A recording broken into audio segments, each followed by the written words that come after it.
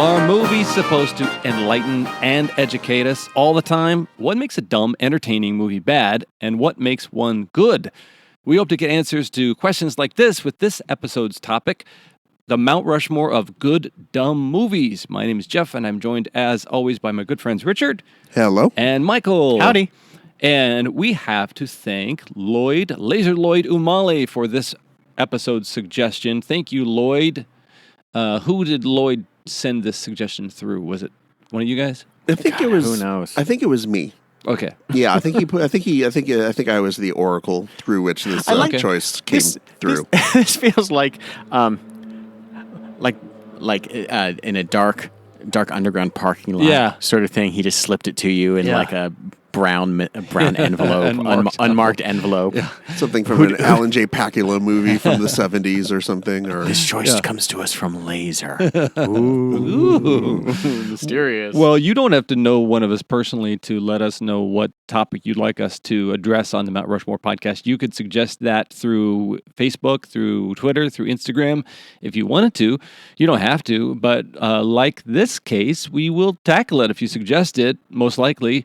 And I love this topic. It acknowledges all the things that movies need to be, what they don't need to be, how they're there for entertainment only sometimes, or I don't even know if an entertainment movie just means it's a dumb movie. But just what do you think Lloyd means when he means dumb? I think it's tough because it's not just a dumb movie; it's a good dumb movie. It has to be something that you would watch multiple times. Yeah, I think and there's a value in that. Not just because you're like drunk or high, or not just because it fills. We neither condone nor condemn. Yes, booze or it's marijuana. not a movie that necessarily falls into your own personal nostalgia. Like you like this movie because you happen to have seen it when you were a kid, and therefore it becomes a good movie. Okay. Like, for me, Masters of the Universe is a delightful movie to watch. Yeah. It's not very good. It's not dumb. But it's one of those movies that delights me entirely. It's not on my list of choices because I think there's too much nostalgia built into it. A good dumb movie, I think, is a movie that maybe it has a social commentary that's kind of masked by a bunch of just dumb stuff on top of it, and you can appreciate it for that. Maybe it's just like super silly. Yeah. And that silliness, in spite of itself, is just really good. I think you can go too far with the silliness and it just becomes bad. Right. I think it is a movie that is meant to stimulate whatever parts of your brain are stimulated when you're entertained. Yeah. And it's not meant to really do anything else to any other part of your brain. Okay. And it doesn't just fall into like comedies too. With dumb, I think we tend to think comedy, but like there are some great dumb action movies. Oh, that sure, you're just like, I'm just all in on this, and I know it's not like super great, but who cares? Yeah. Okay, cool. I think our audience, this is one of the things that we're deliberating, but I think our audience knows exactly what we're talking about. You kind of into our good, dumb audience. You guys are very smart. That's just blurry. Yeah. Okay, so this was chosen by Lloyd. So I'm going to point to the person who I think looks the most like Lloyd. Well, with my swole muscles. Because you're swole. Yeah. Lloyd is a small, stout, strong, strapping person. Yeah. Yes. All right, so my first choice is Happy Gilmore. Oh, okay. And I am generally immune to the charms of Adam Sandler. Mm-hmm. The two exceptions being Wedding Singer, which I think is not a dumb movie. I think it's just a good romantic comedy that Adam Sandler happens to be in. For the most part, he's not necessarily playing. He's kind of playing a watered down version of the Adam Sandler character. In Happy Gilmore, he is playing the Adam Sandler character to the nth degree. Definitely that Adam Sandler SNL character. Yes. Like the one that was on TV for 4 or 5 seasons of just like silly voices. Look at me, I've got a fork for a hand. Give me your candy. It is the Steve Martin equivalent we talked about recently. Right, in last week's episode. Yeah, when he was in the Muppet movie, when he was like, his character when he was in an album was that character. When he was doing stand-up, that was the character he basically played in the Muppet movie. This version of Adam Sandler is like his Adam Sandler CDs. Yes. When he's doing all of like the Lunch Lady Doris nonsense and like all the different goofy crazy voices. It's this Sandler versus like whatever adult dad Sandler he turned into. Right. And I wonder with this movie if I enjoy it just because it is the best version of this, the best kind of best of these sort of movies, or if there is so much fatigue from him doing this role over and over and over again that eventually it's like, get out of here. I don't need to see you playing the same character 20 times. Yeah. But in this particular case, maybe it's Christopher McDonald is great as the main villain. Yeah. You've got dumb cameos that make me laugh. I mean, if you manage to work Lee Trevino in as your Greek chorus, you're doing something well. Yeah.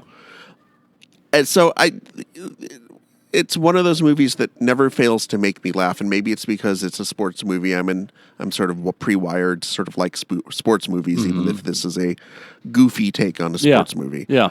But it's the type of movie that makes me laugh every time I watch it, in spite of myself, even though I know that this is not high comedy. This is not, cerebral comedy. It's me, Jimmy Carter. Hey, everybody, it's me, Jimmy Carter. Oh, Mr. President. How are you? I just wanted to say that I'm a huge film buff. That's right. I had 480 screenings at the White House over 4 years. That's right. I had one every 3 nights on average and more films than Reagan watched in his 2 terms. That's right. This sounds kind of like Michael Jackson, but it's me, Jimmy Carter. This is why he was only in office for 4 years. The presidential scandal of how many movies he watched. That's right. Let me tell you one of the funny films that I loved a lot. Midnight Cowboy. What a hoot. That's a dumb movie. That's right. Oh, the hilarious Joe Buck character, always kind of palling around with Ratso. Rizzo. Did you watch this with Rosalind by any chance? Oh yeah, sexy night, sexy but dumb. Yeah, that's right. I think maybe you weren't paying so much attention. Everybody's talking at me. I don't think you were paying as much attention to it as you could. You may have been distracted by Rosalind's beauty. That could be. The real reason he was kicked out of office, no offense, Mr. President, was just the terrible reviews he gave to Star Wars. 2 stars? This is like Roger Ebert level of like... I don't get it. Solar power. They should have used solar power. It's only the echoes of my mind. I also like that hilarious All the President's Men. Oh, now that is a good comedy. I will agree with you on that, sir. They got their information like you guys get your suggestions for topics in back alley dealings and shady parking garages. Is that Air Force One I hear gotta above get us? on my plane. See you later. Bye. I'm watching a movie on the plane. Oh, it's the Bad News Bears. Oh, Boilermaker. You go to Toronto. Hey, guys, what's up? Well, Adam Sandler does have a number of good dumb movies, I would say. Oh, sure, yeah. They're all dumb movies. Well, they're all dumb movies. That's the thing. We could have almost limited it to Adam Sandler movies. Yeah, pretty much. Yeah. Waterboy. Yeah. Pretty good dumb movie. That's My Boy. Not a very good dumb movie. That's just a bad dumb movie. But Billy Madison, that's a good dumb movie. Yeah. Punch Drunk Love. That's a good movie. It's a good movie. Okay, Michael, what do you got? Well, you. You. Oh, you. You. The one with a spot from Spike Jonze? That seemed like that was a very smart movie. You might have suggested it last week. Okay. But it is The Jerk. Oh, okay. Where the movie starts off with a voiceover by Mr. Steve Martin saying, I was born a poor black child. Yes. And you know, from that moment, you are in for something that is just ridiculous and silly. And I wanted a movie on this list that wasn't just a good dumb movie. It had one that had a good dumb character. Okay. And I think he plays, he calls himself a jerk, but he's just kind of an idiot. Mm-hmm. Right. He's just so unused to the world at large. He doesn't understand anything that's going on. He's so naive. I still don't understand what is the jerk part in him other than him just being... Yeah. Well, once he gets rich... I guess so. Yeah. He kind of becomes a jerk. Maybe you're right. So that gets a ding because this was a choice of Alan Simpson, who has the double Steve Martin, because he chose Steve Martin as a cameo, and Steve Martin in The Jerk. Is he a Steve Martin-ologist? He's a Martian. Steve Martian. There's so many movies. There's so many moments in this movie where I know that I will be sitting on the couch and just saying, "Oh, that's so stupid," but laughing. Yeah. Like the entire thing with him creating the eyeglass holder removal and the little handle Yeah, the OptiGrab. is leading up to a cross-eyed joke. Yeah. And that's it. That's the entire thing. His downfall is a dumb. Yeah. Can you get somebody to do an eyes crossed thing? And like that's it. It's so dumb. And he's shooting at the cans. Yeah. Stay away from the cans. I love this Phone movie. book is here. Phone book is here. I'm somebody. This entire movie could just be shouting out quotes. This is also one of those like the Mount Rushmore of like quotable movies. Yeah. Where everything that everyone says is just so wonderful. Yeah. But I think this movie, there aren't a lot of, we kind of alluded to at the beginning where some movies have like a big social commentary. This one doesn't. It's just about this dumb guy who gets rich, who turns into a jerk, thank you, Richard, and who returns to his family and is still just this dumb guy. Yeah. He kind of learns his lesson, but doesn't really. He kind of just gets taken back in by Bernadette Peters, and it's just a great dumb movie that I can watch over and over. Yeah. Well, we've kind of come around full circle a little bit because The Jerk was co-written by Carl Gottlieb, who was a writer on Jaws. And really? Yeah. So was he a writer on Jaws 4? I don't know if he was a writer on the Jaws with Michael Caine in it, but yeah, he was brought along by Steven Spielberg to do all this kind of environmental kind of dialogue, and he worked on Jaws forever. But there was a fun story where Carl Gottlieb was working on the screenplay with Steve Martin, who was just a big famous comedian at that time, and they were kind of running into dead ends. And Steve Martin said, "Well, whenever my act is dying, as a stand-up comic, I say this one line and it saves me and it gets everybody laughing. I was born a poor black child." And everybody just laughs, and then I got him, and then I can go play banjo or do something hilarious. So, oh, that's funny. Yeah, so that was his savor type line, and that's the entire premise of that whole film. So who's the jerk here? Yeah. Okay, Richard, what do you got? All right, so I will stay in the comedy realm for my second choice. Okay. And I will stay with a movie that I think owes quite a bit of its comedic DNA, at least, let's say, to The Jerk. And that would be Austin Powers, The Spy Who Shagged Me. Fun. Another movie that I will constantly say, "Oh, that's so stupid," and laugh all the way through. Yeah, I think that's its. I think and that's what it shares with The Jerk. So much of Mike Myers' humor is in taking an obvious joke and then pushing it way past its limit, just continuing to hammer the joke. A joke's funny once, it's not funny twice. It's funny again 3 times, it's hilarious the 4th time. Yeah. And that's kind of, I think, the Mike Myers school of comedy. And it's especially on display in this movie where there's so many, like the whole scene with the Swedish penis pump, for example. That's a scene that cracks me up every time. And it's like, much like with The Jerk and the OptiGrab. It is such an obvious setup. Wait, which movie are you talking about? Mike Myers, The Spy Who Shagged Me, or Mike Myers, International Man of Mystery? Oh, International Man of Mystery. Did I say Spy Who Shagged Me? Yeah. I meant International Man of Mystery. Are you talking about Austin Powers? The original Austin Powers. Okay. Number 1, okay. the first one. Okay. My apologies. That's okay. Misspoke. That scene I can watch, having watched the movie a dozen times, it still cracks me up. And I think that's important in a dumb movie, a good dumb movie, is that even though the first time that you watch it, you can see the punchline coming. Yeah. It still manages to be funny. And even on the 12th viewing, after you know exactly every line in the movie, it still manages to be funny. And I just think that's so much of what's in his comedy DNA. It's that Monty Python thing where they could be, and I think we've talked about this before on the show, where they could be incredibly sophisticated and smart with their humor, but they could also have 2 guys slapping each other with fish until one guy falls into a river. I do appreciate someone that is willing to just be silly. And I think Mike Myers, and maybe that is his like English father, Canadian bring up. There is a certain sense of silliness in being English.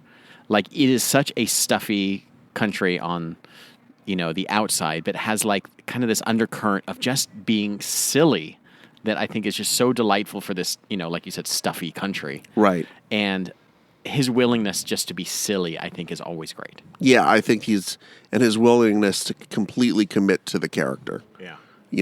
Sometimes with The Love Guru, for example, maybe a little bit too far. I know you like that movie, but I liked it when we were moving into our apartment and we were like 2.5 bottles of wine in, and it was the funniest fucking thing I've ever seen.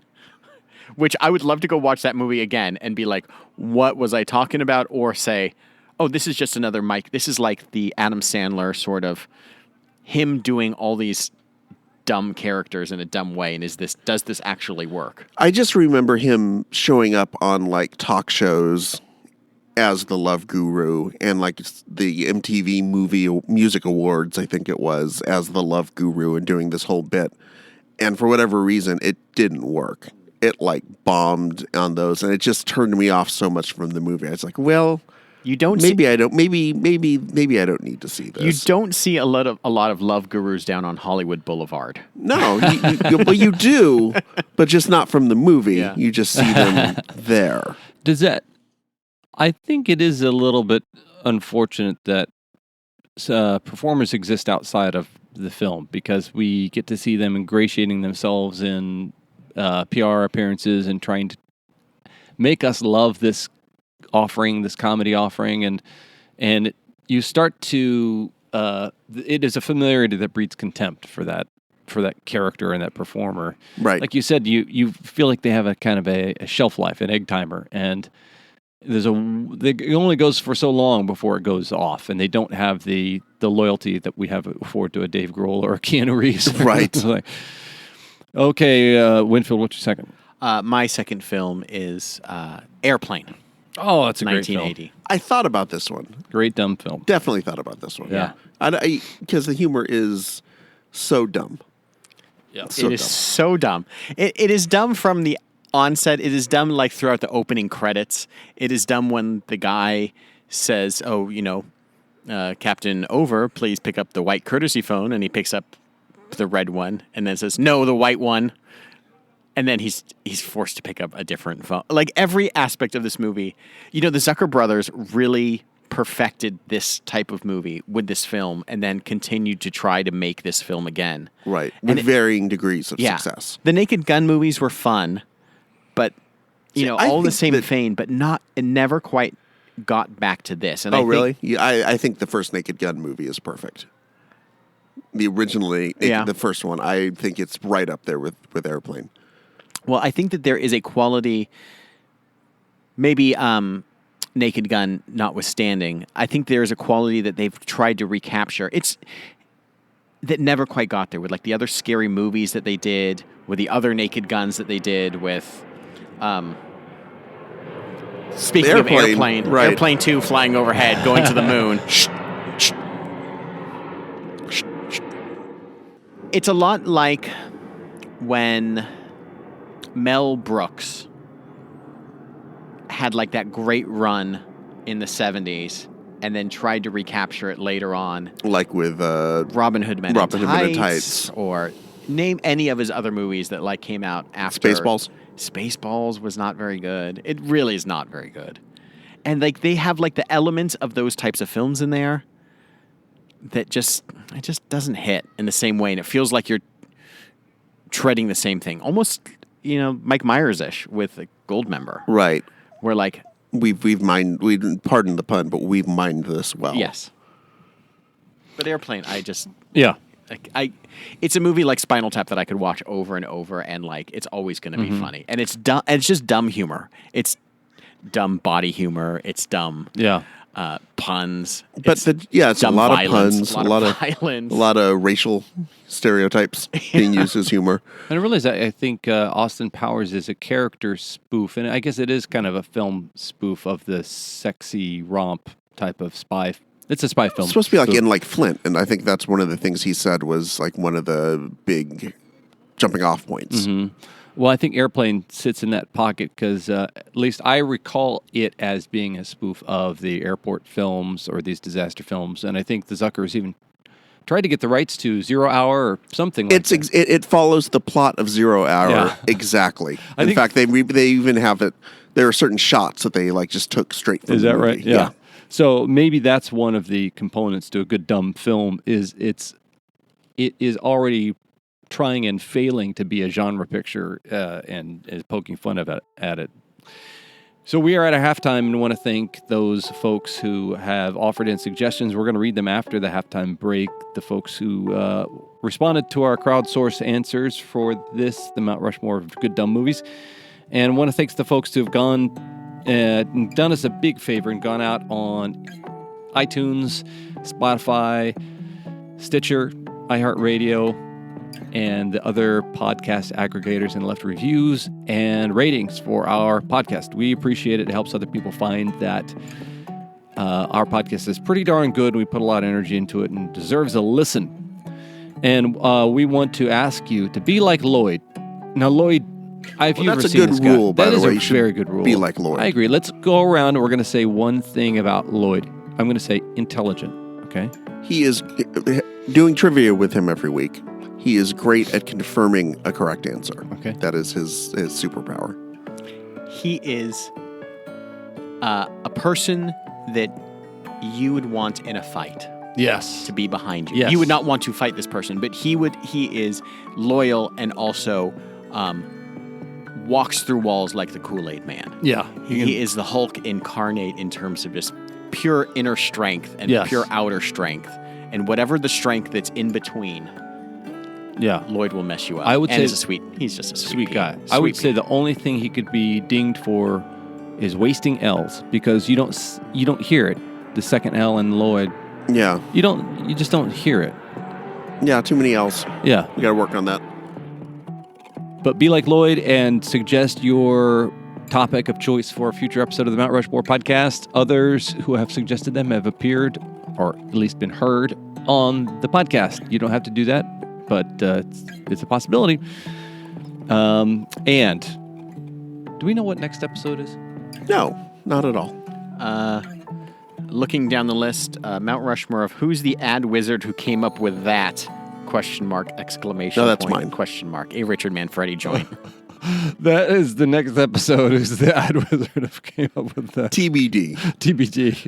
Tentatively speaking. All cards subject to change. Okay. We are getting close to our end of the year, which is crazy. Good. We are Lord. closing in closely on episode number 200. Wow. We are closing in closely on the Mount Rushmore of Mount Rushmore Season 4's Mount Rushmores, which is our end of the year, let's look back at the show that I love to do. And then we'll be starting Season 5. Where it is going to be all Joe Biden jokes. All funny. Do you remember when we started and it was all just every other episode was just all about Trump and how Trump was never. That is how long we've been doing this. Is we are going to have been through the first 4 years of Trump's 16-year presidency. Oh my God! Yeah, wow. I remember when we did. Sorry, we just have time to record apparently today. When we did the Mount Rushmore of national monuments or what was it? Wonders of the world. Yeah. And I made a joke about Trump's wall. Man, fuck. You're fucking dangerous. I know sometimes we can wish things into existence by talking about them on the show. Or like the Little Boy Lost episode of The Twilight Zone, like the little Billy Mooney. Right. Go out in the cornfield. Okay, so we're back with our second half, and it's going to be Richard Manfredi with this. It's Richard's the Third. Richard's the Third. So you were talking about Airplane as being a spoof of these disaster movies. Let's say specifically the airport type ones. Mm-hmm. My next choice is an actual disaster movie. Oh. It is Volcano. Oh, wow. Okay. A movie that is as dumb as the day is long. Oh, wow. Starring Tommy Lee Jones and Anne Heche. Mm-hmm. Because it was the mid-'90s, because Anne Heche was a thing back then. Yeah. Came out in the same summer of Dante's Peak. Yes, there were the dueling volcano movies. Okay. A very powerful 90s thing that's happened, almost like A Bug's Life and Ants. Yeah. and whatever the movie about what's his name that was running. Christopher Columbus. There were two. I mean, that just makes sense from a year standpoint. There was in 1992. There was two 1492 type of movies. Yeah, that does. That there is a little bit of sense in that one. Yeah. And while Dante's Peak is certainly its own level of dumb, I mean, they managed to drive over hot volcanic rocks and not have their tires explode, for example. Just also had a dog running over like lava, basically. Yeah. These hot things of lava, and the dog survives. Yeah. Despite that, I think Volcano is the even bigger and dumber movie of these. Starting with the, if you guys remember, the advertising campaign for it. Do you guys remember the tagline for it? No. The coast is toast. Oh, that's good. It doesn't get much better than that. As an Angelino, they leaned heavily into Los Angeles geography in this. You will see them talking about, like, the lava will flow through past a Carl's Jr., or the La Brea Tar. It starts off near the La Brea Tar Pits. And all of these, like an In-N-Out or some stuff like that. Oh, wow. The only problem is they have it going like the wrong direction. Like it's supposed to be going out toward the sea. Oh. But when you actually see where it's going, it's actually heading like east on Wilshire Boulevard. Oh, that doesn't make sense. sense. They screwed the whole thing up. Did they? Okay. Which is... We were promised Blue Angels. I haven't seen one damn Blue Angel. Which is a perfect example of how, on one hand, they spent a lot of money on this movie, and you can see it all on the screen. On the other hand, it was so sloppily made that it's just dumb. The special effects are great. From the opening scene where like I think it's a MTA worker gets basically turned into goo by the first splashes of the volcano. It's just fun. Let's face it. It's fun to see what would happen if a volcano just burst into the middle of Los Angeles. Yeah. What would that look like? What would that do to the buildings? Mm-hmm. What would a wall of lava going down Wilshire Boulevard look like? Yeah. It's just the disaster movies let us sort of become the looky-loos that we secretly want to be without actually having the destruction. Uh-huh. That's an interesting twist to this because dumb and comedy seem to go together. Dumb and devastation is kind of a new hilarious kind of thing. It's like it's seeing how dumb it is to see these big operatic, huge scenes of devastation is kind of hilarious, like a Godzilla film or something like that. Or like I did not see San Andreas with Dwayne "The Rock" Johnson, but I can imagine that it was very similar to this. Yeah. That just, the fact that they could sort of predict when a volcano was going to erupt and that it just suddenly goes from nothing to this like 1,000-foot tall like volcanic mountain in the middle of Los Angeles is like, come on, guys. Yeah. But the underlying sort of excitement of being an Angelino specifically and seeing like all of your favorite landmarks get destroyed by this wall of ash and hot rock. Yeah. That's exciting. The Burger Boy and Randy's Bob's Big Boy just starts tumbling over. This is a movie I know I've seen but have no memory of. Yeah. So I got to see this one. Okay. No, you should. It's a great dumb movie. Yeah. Winfield, your third. 1985's Commando. Oh, that's a good dumb movie. Which is so dumb from just the onset of learning that Arnold Schwarzenegger's character's name is John Matrix. John Matrix. A name that nobody has ever had. I mean, almost nobody has had the last name Schwarzenegger. Yeah. But they really one-upped it by lieutenant or colonel or whatever designation he is. Commando John Matrix. Is this one of the movies where they have to try to explain why he's like a U.S. Army person, even though he sounds like Arnold Schwarzenegger? They never get into it. That's even better when they just decide to like just not even bother. They just yada past it. The movie is a rescue and revenge type action movie where he just goes around blowing things up throughout Los Angeles, like you just said, in Volcano. Great to see him blow up stuff in the valley, blow up a thing with a rocket launcher. Great to see him attack some random mansion. that I think is in Beverly Hills, but they put it on some random island. But basically, his daughter, played by Alyssa Milano, is kidnapped, and he is forced to try to help Dan Hedaya as the ex-president / dictator of some Central American made-up country called Val Verde, get back into power by assassinating somebody or other. It doesn't matter because he starts to go off on his own and take things into his own hands, as one does. And this movie is so dumb from the number of one-liners that Schwarzenegger has, which he is just known for, to the methods and how he kills people, to the final battle with Bennett, who is played by Vernon Wells, who's dressed up like Freddie Mercury, plus 150 pounds in like this mesh or chainmail, like sleeveless shirt. And he throws a metal pipe through him. And Vernon Wells, is that who you said he is? Yeah. Is that the former slugger for the Toronto Blue Jays? I don't know. Wow. I don't think so. No. Does he look like Freddie Mercury plus 150 pounds of muscle? I don't know. Was the guy in this movie black? No. Okay, different person. I remember seeing Vernon Wells in this and thinking, least believable Schwarzenegger opponent ever. Like if it's Jesse Ventura or if it's somebody or Predator or something like that, you can see him taking him on. But I do remember thinking Vernon Wells was so scary in Mad Max and The Road Warrior. Oh, the mariachi's kicking in. So a little bit of podcast business here. It is very hot in the Valley today. We're recording right now it's about 7 o'clock, but we started earlier than that. And so we decided to record al fresco today, and which means we get appearances by airplanes and by Jeff's mariachi-loving neighbors. So if you love mariachi and you love talk about big dumb movies, you've come to the right place. What a big dumb thing to happen. Yeah, but totally unbelievable. And he sticks a steam pipe through him at the end, and steam comes out of it or something like that. Yeah, and he says, let off some steam. What is the dumbest thing? And one of those things that happens in movies, and maybe it's just a movie nitpick, is at some point he sets the time, he sets an alarm on his watch, like it's a countdown to when he's supposed to, I don't know, a plane's supposed to land. Yeah. And then every time he looks down at his watch, you just hear, bloop, bloop.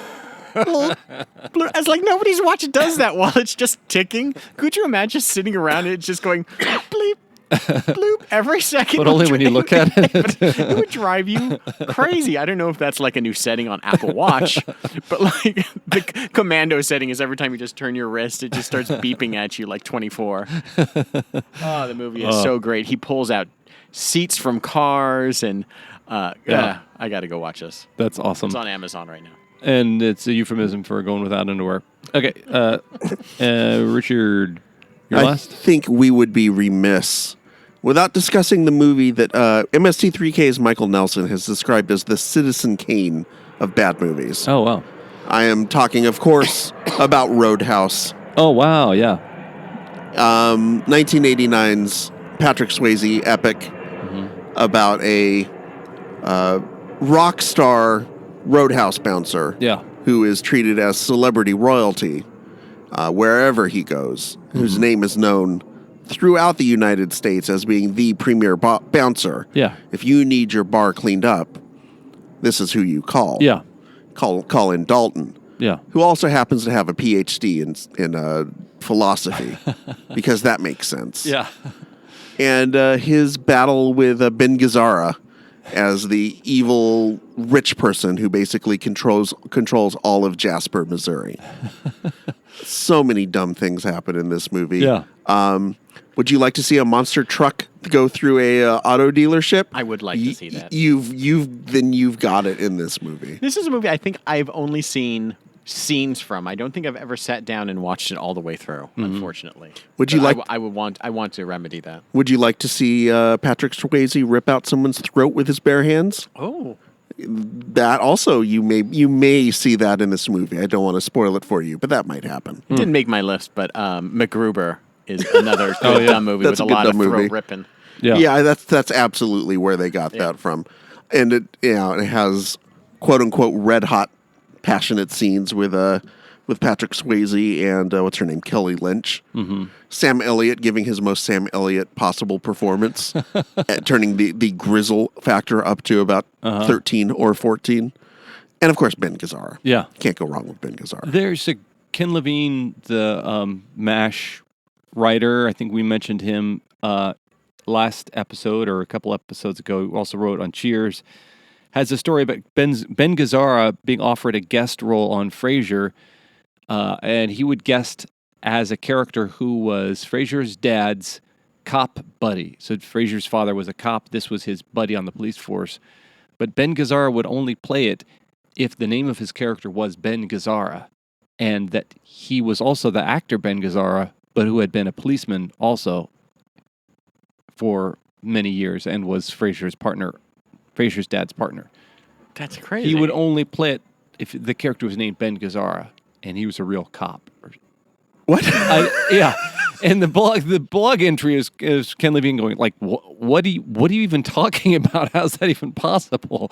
So nutty. That's nutty. No, this movie is everything you would want in a dumb sort of action shoot 'em up, punch 'em out type. Do you think Swayze movie had an affinity for this character, trying to get these characters to have a little bit more depth? Like he's offered a bank robbing surfer, and he says, no, this guy has to be an enlightened, wisdom spouting sort of Zen master kind of dude. Yeah, same thing here, where it's like, well, we want you to be the world's #1 bouncer. I get that. But could he also be a PhD? Yeah. Sure, yeah. Okay. Yeah. Okay, all right. Whatever, Patrick. You got it. Can I sing a song? Well, not sure about that. We already got Jeff Healey in this, so we got the music covered. Yeah. Also, John Doe is in it from X. Oh, he is. And wrestling legend Terry Funk Wow. playing two of the henchmen. So it's got everything you want. Wow. Please go see it. If you haven't seen it yet, do yourself the world's biggest favor and go see this. Winfield. My last choice is the movie that when I was talking about with Emily, I said, what is the movie that made me laugh the most? And she said, well, I've never seen you fall on the floor harder than when you watch the opening scene from the 2009 movie Bruno. Oh, where, the Sacha Baron Cohen character is like having sex with his boyfriend, Diesel Ramirez, and he's just flying him around the room. Yeah.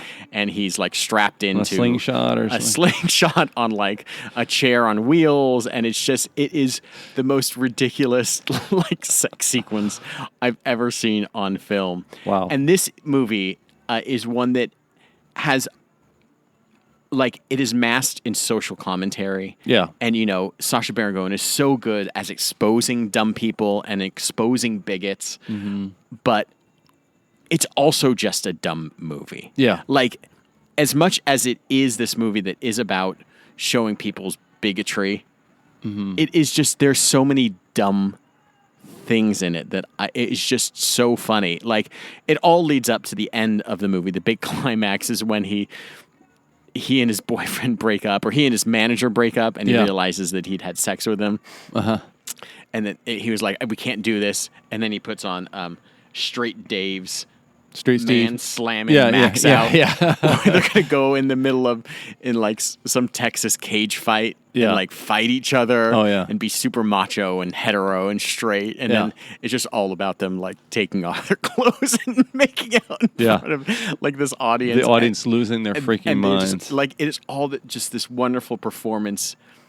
And what's crazy is like he is so over the top, and it feels so obvious, but the people that he is taking advantage of are just not in on it, and they're so dumb to his dumbness that they just accept him in a certain way. The ice fisherman dudes, he's asking them what Sex and the City characters they have. Yeah. And he has like, it's funny, he's done a couple of movies like this. The first one was obviously Borat, and then he followed up with Bruno, and then The Dictator, I think, was a bit more scripted. But he had like that Showtime show where he was basically playing all these ridiculous characters again. And the same people, the same types of people fall for it too. Yeah. And this movie, I think, is... By types of people, you mean Dick Cheney?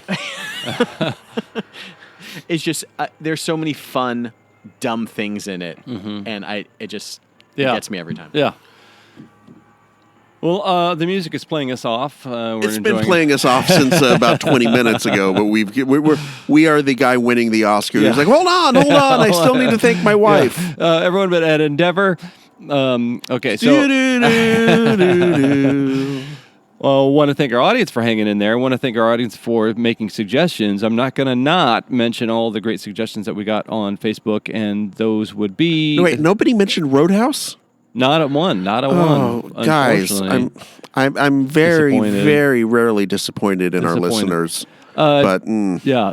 Jamie Anderton mentioned something I'd never even heard for, a dumb movie, Cotton Candy, Ron Howard's first film made for TV in the late 70s about a group of high school seniors forming a rock band. Never heard of this? I never thought his first movie was like Sugar Eat My Dust. Eat My Dust, yeah. Yeah, okay. So also other suggestions include Brain Donors starring John Turturro, which I think was a Stooges-esque or a Marx Brothers sort of riff, Yeah. And then favorite dumb movie from Patty Cullum, who Patty was the one who mentioned Billy Connolly in Muppet Treasure Island last week. Patty suggested Hudson Hawk, or maybe You're the Hunter from the Future. No, it's Hudson Hawk, he says. And, of course, Alan Simpson came up with the double word, or scored a double point for The Jerk. And then favorite dumb movie from Anderson Dadu, friend of the podcast, A Night at the Roxbury. My personal favorite dumb movie, I didn't put it on here because nobody knew it. Oh. But there was a movie called And God Spoke. Oh. It's about these two really bad filmmakers trying to make a movie about a biblical movie. And they have Soupy Sales playing Moses, for example. Wow. And it is just so... It's sort of like a mockumentary type thing. And it is so dumb and so good. I mean, if you guys... I don't even know that it's on DVD at this point. You may need to find it on VHS. Okay. Check it out. Okay. So let's pick some. Let's go with The Jerk because that was a double score, I think. And then since it represents not just a movie but also a genre of dumb, let's go with Happy Gilmore. And I want to go with Commando and Roadhouse. So that is the Mount Rushmore of good dumb movies. Thank you so much to those who suggested. Please keep up that. Do you have Casio Dog here? Playing us off now. Now you got the mariachi and you got roof, roof, keyboard roof, cat. Roof, roof, roof. It's the Casio sample dog. So thanks so much. This has been the Mount Rushmore of good dumb movies, and we'll see you next week for the Mount Rushmore of who's the ad wizard who came up with that exclamation mark, question mark, exclamation mark. Probably. Probably. As always, I'm Jeff. I'm Richard. I'm Michael.